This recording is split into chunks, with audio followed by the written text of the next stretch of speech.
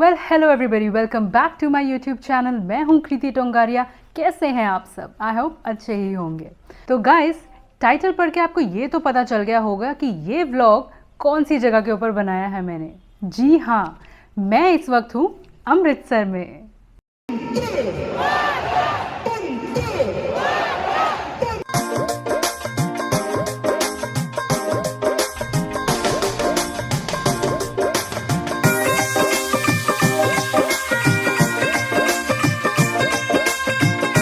तो गाइज़, इस व्लॉग के अंदर मैं कवर करूँगी मोड ऑफ ट्रांसपोर्टेशन, उसका प्राइस, कौन से होटल में रुके हम, वहाँ का प्राइस, और क्या क्या खाया मैंने, क्या क्या देखा मैंने, एवरीथिंग। तो कहीं मत जाना, स्टे ट्यून्ड। एंड इस व्लॉग को देखने से पहले प्लीज़ मैं आप सबसे रिक्वेस्ट करूँगी कि लाइक, शेयर और सब्सक्राइब करना मत भूलिए।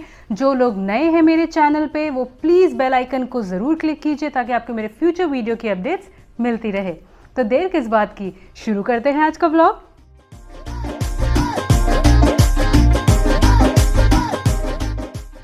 Intercity sleeper bus, red bus and intercity bus के एप्लीकेशन से बुक कर सकते हैं। उसमें प्राइजेज वगैरह सब मेंशन्ड होता है। स्लीपर कोच में charging point, water bottle, blankets available था। बस में वॉशरूम फैसिलिटी भी थी। मेक श्योर पीछे का कोच मत बुक करना, वरना पूरी राइड बहुत बम्पी रहेगी एंड काफ़ी अनकंफर्टेबल लगेगा।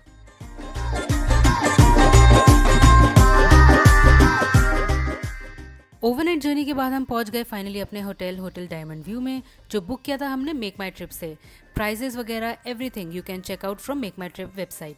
और ऑफर्स भी चलते रहते हैं तो काफ़ी सही प्राइस पड़ जाएगा आपको। हमने डीलक्स रूम बुक किया था पर किसी कारण वो अवेलेबल नहीं था, तो they was so sweet to offer us executive room which look like this. Room clean था और काफ़ी कोजी भी। इनका मेन्यू भी काफ़ी सही था विद वैरायटी, तो हमको प्रॉब्लम नहीं आई खाने पीने में। सो थम्स अप फॉर दैट।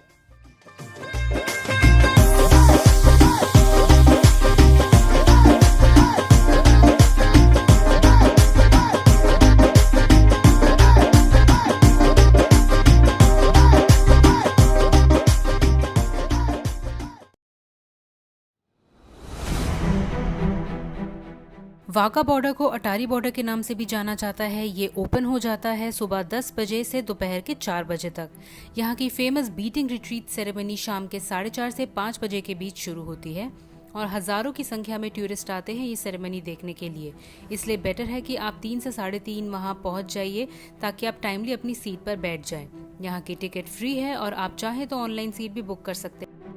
तो गाइज, इस वक्त आई हूँ मैं वाघा बॉर्डर पर। बहुत सुना है यहाँ की बीटिंग रिट्रीट सेरेमनी के बारे में, जहाँ दोनों पाकिस्तान और हिंदुस्तान की मिलिट्री ज़ोरों शोरों से और खूब उत्साह के साथ अपनी देशभक्ति का जज्बा प्रस्तुत करती हैं। और यहाँ पर मौजूद क्राउड भी देशभक्ति गाने गाता है और डांस करता है। वाह, मूवीज़ में तो बहुत देखा है, पर आज लाइव देखने का मज़ा कुछ और ही है। तो चलिए देर किस बात की, ले चलती हूँ आपको अंदर और दिखाती हूँ ये बीटिंग रिट्रीट सेरेमनी।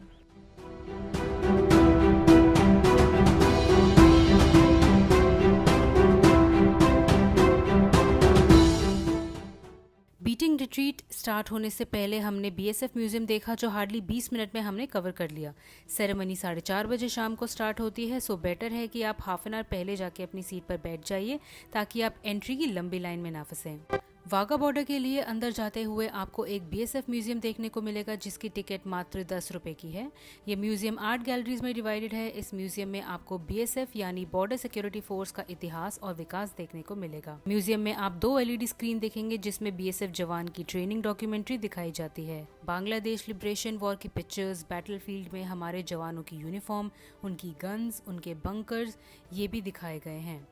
एक मिनी थिएटर भी बनाया गया है 50 लोगों की कैपेसिटी का, जिसमें बीएसएफ की वर्किंग के ऊपर मूवी दिखाई जाती है।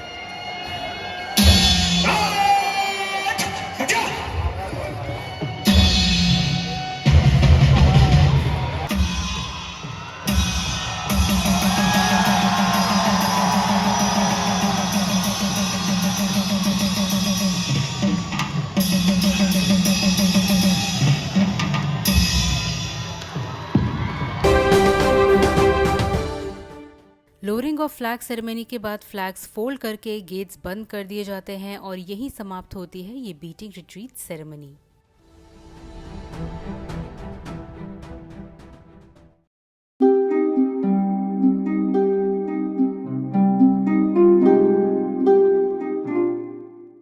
वाघा बॉर्डर से आने के बाद हम गोल्डन टेम्पल विजिट करके आए। गोल्डन टेम्पल को स्वर्ण मंदिर और हरमिंदर साहब के नाम से भी जाना जाता है। गोल्डन टेम्पल जितना दिन में सुंदर दिखता है उतना ही रात को भी लगता है। देखिए कितना खूबसूरत नज़ारा है।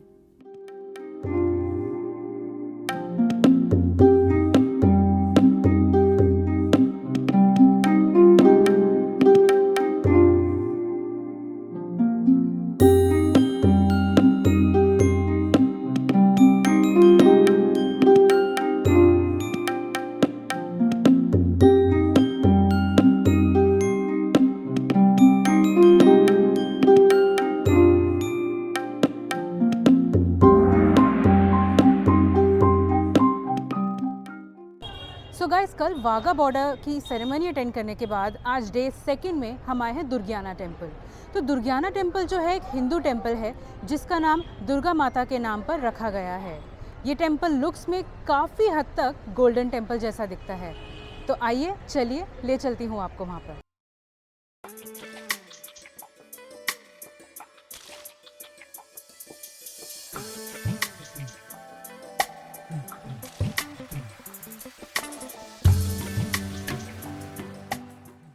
मंदिर के मेन सेक्शन में कैमरास अलाउड ना होने के कारण मैं आपको सिर्फ बाहर से ही मंदिर का लुक दिखा पाऊंगी।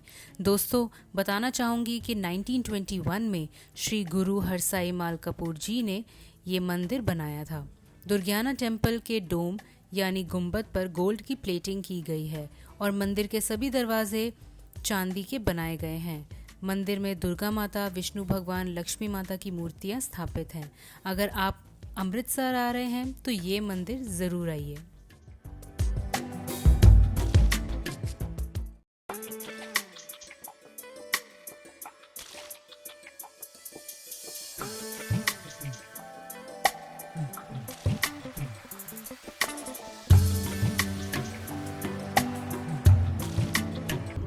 सो गाइस, इस वक्त हम जा रहे हैं गोबिंदगढ़ फोर्ट एंड हमने अपने साथ एक गाइड भी रखे हैं, तो वो हमें बताते जाएंगे इस फोर्ट के बारे में। और एक बहुत क्यूट छोटी विंटेज कार्ट है, उसमें वी आर गोइंग। सो चलिए मैं आपको ले चलती हूँ वहाँ पर और दिखाती हूँ ये वेरी फेमस गोबिंदगढ़ फोर्ट। ये फोर्ट जो बना हुआ है लगभग टोटल 43 एकड़ में है, 43 एकड़ में। इस फोर्ट को बनाया था गुज्जर सिंह जी बंगी ने 1760 में, और बनाने का जो पर्पस था वो था श्री अमृतसर और हरमंदिर साहब को प्रोटेक्ट रखना, सेफ रखना। किन से प्रोटेक्ट रखना? जो फ्रिक्वेंटली मुगल इन्वेडर्स अटैक थे उनसे। गुज्जर सिंह जी बंगी थे कौन? अमृतसर के लोकल चीफ्टेन थे वो।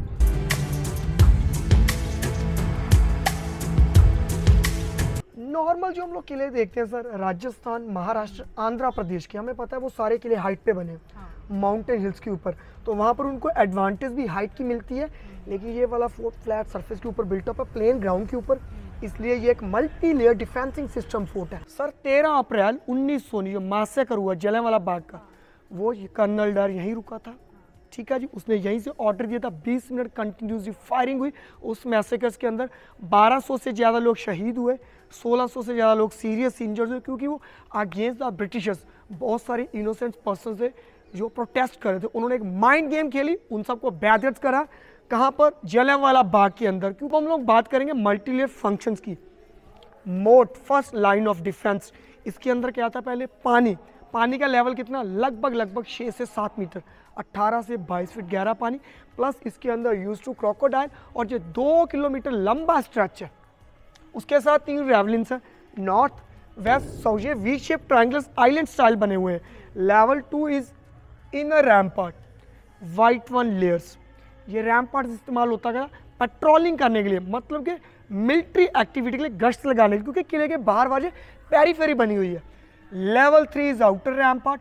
फिर 4 कॉर्नर्स पे वाइट वन स्क्वायर बेस्टियंस बने हुए हैं। बेस्टियन इन द सेंस कि living room of soldiers. So originally ये गोबिंदगढ़ फोर्ट कैसल शेप था, मतलब यूरोपियन स्टाइल फोर्ट था।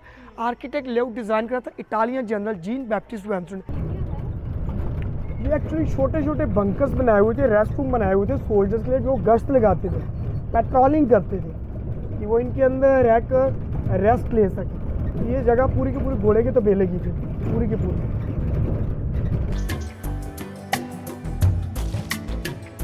सामने जो आप देख रहे हो एक छोटी सी बिल्डिंग है, वो प्रिजनर सेल है। और अब हम लोग फाइनली किले के अंदर दाखिल होने जा रहे हैं, प्रीमाइसिस के अंदर एंटर करने जा रहे हैं।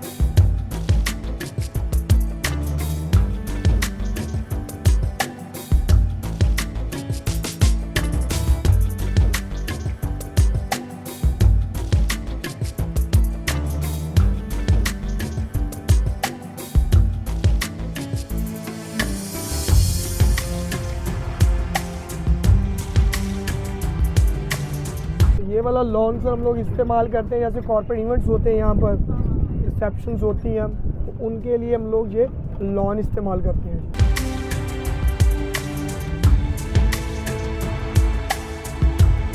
Treasure house, cash, ammunition, prices जो भी था सबका सब यहीं कैप्ट किया गया था।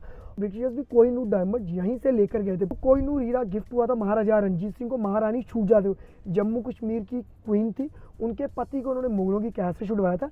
देन वो कोहिनूर हीरा उनको गिफ्ट हुआ था महाराजा रणजीत सिंह जी को।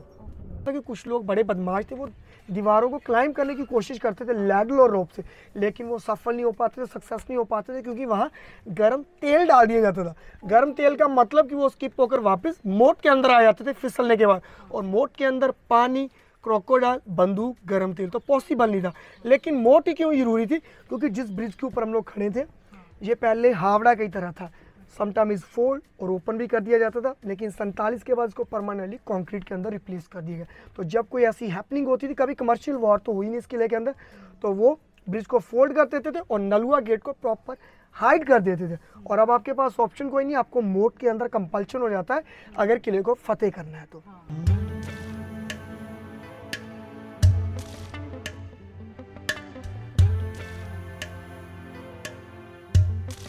पर गर्म तेल डाला जाता था इन होल्स के अंदर, कोई चढ़कर ऊपर ना आ सके दीवारों को क्रॉस करने के बाद। तो महाराजा रणजीत सिंह एक सिंगल नाइट भी इस किले के अंदर नहीं रहे।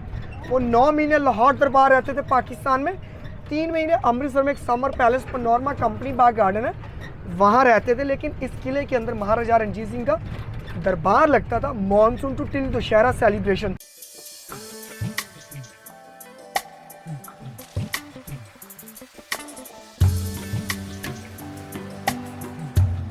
लेकिन उनकी मौत के बाद, उनकी नेचुरल डेथ थी 59 की एज में, क्योंकि वो अल्कोहल एडिक्टेड थे।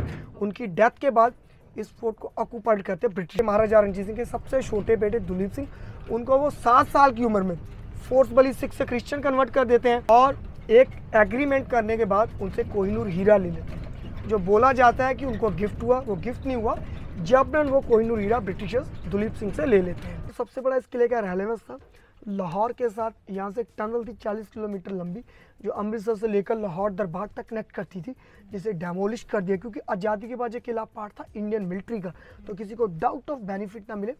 Prime focus is the security, क्योंकि पंजाब, राजस्थान, जम्मू कश्मीर, ये गुजरात का ये एक सेंसिटिव पार्ट है इंडिया का, हम लोग बॉर्डर के करीब हैं, तो इसलिए उस टनल को डेमोलिश करने का मतलब था कि किसी को उसका फ़ायदा ना मिल जाए।